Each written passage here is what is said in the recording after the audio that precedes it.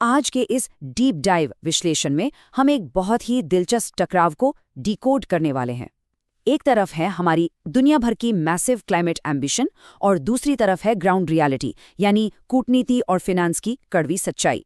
तो चलिए बिना वक्त जाया किए सीधे फैक्ट्स की गहराई में उतरते हैं। हमारा रोड मैप बिल्कुल क्लियर है। हम COP21 के अग्रेसिव इलेक्ट्रिफिकेशन शिफ्ट, $1 ट्रिलियन के ग्लोबल फंडिंग गैप, भारत के क्लाइमेट टारगेट्स और फिर IBCS समिट के अचानक पोस्टपोनमेंट से होते हुए ग्लोबल कंजर्वेशन फ्रेमवर्क्स पर चर्चा करेंगे। पहला हिस्सा है COP31 का इलेक्ट्रिफिकेशन शिफ्ट। ग्लोबल क्लाइमेट सम्मेलनों की शुरुआत 1992 के रियो अर्थ समिट से हुई थी, जहां UNFCCC यानी United Nations framework convention on climate change की नींव रखी गई थी। यही वो फाउंडेशन है जिस पर आज के सारे बड़े आयोजन टिके हैं। अब अगर हम इन सम्मेलनों के सफर को देखें तो 2024 में COP29 अजरबैजान के बाकू में हुआ, 2025 में COP30 ब्राजील के बेलम में होना है। लेकिन जो इवेंट सबसे ज्यादा ध्यान खींच रहा है वो है आगामी COP31। इसकी खासियत ये है कि इसे टर्की और ऑस्ट्रेलिया एक साथ मिलकर एक यूनिक ड्यूअल प्रेसिडेंसी मॉडल के तहत को-होस्ट करने वाले हैं। कोपेनहेगन क्लाइमेट मिनिस्टर्स की मीटिंग में टर्की के पर्यावरण मंत्री और COP31 के प्रेसिडेंट डेजिग्नेट मुराद कुरुम ने एक बहुत ही बोल्ड विजन दुनिया के सामने रखा। उन्होंने कहा, अग्रेसिव इकोनॉमी वाइड इलेक्ट्रिफिकेशन। मतलब साफ है, चाहे ट्रांसपोर्ट हो, इंडस्ट्री हो, हीटिंग या एग्रीकल्चर, हर बड़े सेक्टर से फॉसिल फ्यूल को पूरी तरह हटाकर वहां इलेक्ट्रिसिटी लानी होगी। ये कोई छोटा बदलाव नहीं है। ये नई अप्रोच पिछले सम्मेलनों से बिल्कुल अलग है। पहले अक्सर बहुत ही ब्रॉड, अस्पष्ट एमिशन टारगेट सेट किए जाते थे, जिन्हें जमीन पर लागू करना मुश्किल था। पर COP31 का ये प्लान एक मैसिव पैराडाइम शिफ्ट है। ये सिर्फ बातें नहीं, बल्कि एक ठोस सेक्टर दर सेक्टर स्ट्रक्चरल ट्रांसफॉर्मेशन की मांग कर रहा है, एक बिल्कुल नया ब्लूप्रिंट। दूसरा हिस्सा $1 ट्रिलियन का गैप। विजन तो बहुत शानदार है, पर आइए अब एक रियलिटी चेक करते हैं, क्योंकि इन सपनों को सच करने के लिए जो कीमत चुकानी होगी वो होश उड़ा देने वाली है। $1 ट्रिलियन। एक बार इस नंबर के बारे में सोचिए। दुनिया भर के इलेक्ट्रिसिटी ग्रिड को अपग्रेड करने के लिए हर साल $1 ट्रिलियन की जरूरत पड़ने वाली है। 2009 के कोपेनहेगन समिट में विकसित देशों ने हर साल $100 बिलियन देने का वादा किया था, जो बड़ी मुश्किल से पूरा हो पाया। और अब हमें उस पुराने वादे से पूरे 10 गुना ज्यादा फंड्स की जरूरत है। इसी भारी कमी को पूरा करने के लिए एंटर होता है NCQG, यानी न्यू कलेक्टिव क्वांटिफाइड गोल। ये एक नया इंटरनेशनल क्लाइमेट फाइनेंस टारगेट है, जिसका मकसद ही उस पुराने $100 बिलियन वाले लक्ष्य को रिप्लेस करके इस नई $1 ट्रिलियन की जरूरत के लिए एक सिस्टम तैयार करना है। क्योंकि बिना फाइनेंस के वो सारा इलेक्ट्रिफिकेशन सिर्फ कागजों पर ही रह जाएगा। तीसरा हिस्सा, भारत के क्लाइमेट कमिटमेंट्स। अब ये देखना बहुत दिलचस्प है कि भारत जैसा विकासशील देश इन बड़ी आर्थिक चुनौतियों के बीच कैसे रिएक्ट कर रहा है। इसे समझने के लिए भारत के NDCs यानी नेशनली डिटरमिन्ड कॉन्ट्रीब्यूशंस पर नजर डालना सबसे सही रहेगा। भारत के टारगेट्स बेहद स्पेसिफिक और डेटा ड्रिवन हैं। लक्ष्य है 2070 तक नेट जीरो इमिशंस हासिल करना और 2030 तक 500 गीगावाट रिन्यूएबल कैपेसिटी तक पहुंचना। और इसमें सबसे इम्प्रेस करने वाली बात यह है कि 2026 के आंकड़ों के हिसाब से ही भारत ने 200 गीगावाट से ज़्यादा रिन्यूएबल कैपेसिटी पहले ही हासिल कर ली है।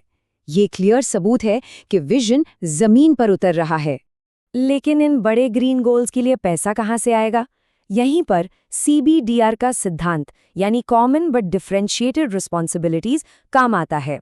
ये सिद्धांत एक सीधा सा फैक्ट सामने रखता है कि क्लाइमेट चेंज में ऐतिहासिक रूप से सभी देशों का बराबर हाथ नहीं रहा है, इसलिए जिम्मेदारियां भी अलग अलग होनी चाहिए। इसी लॉजिक के आधार पर भारत और अन्य विकासशील देश उचित क्लाइमेट फाइनेंस की मांग करते हैं। और ध्यान देने वाली बात यह है कि भारत सिर्फ ग्लोबल फंडिंग की मांग ही नहीं कर रहा, बल्कि सॉल्यूशंस को लीड भी कर रहा है। इंटरनेशनल सोलर अलायंस एक बेहतरीन उदाहरण है। भारत और फ्रांस द्वारा शुरू किया गया ये अलायंस, जिसका हेडक्वार्टर्स हरियाणा में है और जिसमें 124 सदस्य देश शामिल हैं, दिखाता है कि ग्लोबल एनर्जी ट्रांजिशन में लीडरशिप कैसी होती है। तो मैक्रो लेवल पर हमने ग्लोबल एनर्जी और फाइनेंस की तस्वीर देखी, पर यहाँ एक बड़ा सवाल उठता है। क्या बड़े विजन और ठोस रियलिटी के बीच का ये जो गैप है वो माइक्रो स्केल पर, जैसे कि वाइल्ड लाइफ कंजर्वेशन की कूटनीति में भी दिखाई देता है? आइए इसे एक्सप्लोर करते हैं। चौथा हिस्सा, IBCA समिट का पोस्टपोनमेंट। अब हम कूटनीति के एक ऐसे सरप्राइज मूव की बात करेंगे जिसने पर्यावरण संरक्षण के इस खुशनुमा माहौल में अचानक से एक रियलिटी चेक दे दिया। इंटरनेशनल बिग कैट अलायंस यानी IBCA, इसका पहला बड़ा समिट नई दिल्ली में 1 और 2 जून 2026 को शेड्यूल किया गया था। सब कुछ तय था, लेकिन 21 मई को यानी शेड्यूल से महज 10 दिन पहले इसे अचानक स्थगित कर दिया गया। ये एक बहुत बड़ा डिप्लोमैटिक रियलिटी चेक है जो बताता है कि सिर्फ एक अच्छा अलायंस बना लेना ही काफी नहीं होता। ग्लोबल अग्रीमेंट्स को लागू करने में कूटनीतिक चुनौतियां हमेशा बनी रहती हैं। पांचवा हिस्सा, भारत की बिग कैट लेगेसी। ये पोस्टपोनमेंट इतना शॉकिंग इसलिए था क्योंकि कंजर्वेशन के मामले में भारत का ट्रैक रिकॉर्ड हमेशा से बेहद शानदार और सफल रहा है। इतिहास खुद इसकी गवाही देता है। 1973 में प्रधानमंत्री इंदिरा गांधी द्वारा लॉन्च किया गया प्रोजेक्ट टाइगर कितनी बड़ी सफलता है, ये ऐतिहासिक आंकड़े खुद बताते हैं। 2006 में जहां भारत में 1827 बाघ थे, वहीं 2023 में ये संख्या बढ़कर 3682 हो गई। आज भारत में 56 टाइगर रिजर्व है और यह दुनिया की सबसे बड़ी टाइगर पॉपुलेशन का घर है। इसी सफलता से प्रेरित होकर और 2022-23 में मध्य प्रदेश के कूनो नेशनल पार्क में अफ्रीकन चीतों के सफल री-इंट्रोडक्शन के बाद भारत ने 2023 में IBCA लॉन्च किया था। 96 सदस्य देशों वाला ये ग्लोबल अलायंस दुनिया भर की 7 प्रमुख big cats tiger, lion, leopard, snow leopard, चीता, जैगुआर और प्यूमा के संरक्षण के लिए बनाया गया है। एक बहुत ही विजनरी कदम।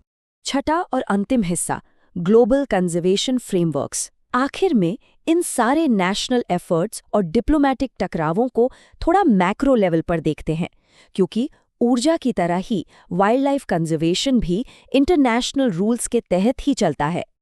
1992 में लाया गया था कन्वेंशन ऑन बायोलॉजिकल डाइवर्सिटी यानी CBD, जिसे हाल ही में 2022 के कुनिंगमिंग मॉन्ट्रियल अग्रीमेंट के जरिए अपडेट किया गया है। इसका सबसे बड़ा हाइलाइट है 30x30 टारगेट, जिसका सीधा सा मतलब है 2030 तक इस ग्रह की 30% जमीन और समुद्र को सुरक्षित करना। देखा जाए तो ये हमारी उन्हीं मैसिव ग्लोबल एनवायरमेंटल एम्बिशंस का हिस्सा है जिसकी शुरुआत से हम चर्चा कर रहे हैं। और इन बातों को कानूनी रूप से लागू करने के लिए हमारे पास साइट्स है। ये वो ग्लोबल अग्रीमेंट है जो इस बात पर कड़ी नज़र रखता है कि दुनिया भर में अंतर्राष्ट्रीय सीमाओं के पार वन्यजीवों का व्यापार उनकी प्रजातियों के अस्तित्व के लिए खतरा न बन जाए। ये एक बेहद ज़रूरी फंक्शनल टूल है। तो आखिर में इन सब बातों को अगर जोड़ें, एक तरफ $1 ट्रिलियन की फंडिंग का वो विशाल गैप और दूसरी तरफ अचानक पोस्टपोन होते हुए इम्पॉर्टेंट डिप्लोमैटिक समिट्स, सवाल ये उठता है, क्या ग्लोबल फाइनेंस और कूटनीति वक्त रहते अपनी रफ्तार बढ़ा पाएंगे और इस ग्रह को बचाने के इन एग्रेसिव टारगेट्स तक पहुंच पाएंगे? एम्बिशन और रियलिटी के इस टकराव में जीत किसकी होगी? सोचिएगा ज़रूर, क्योंकि वक्त लगातार बीतता जा रहा है।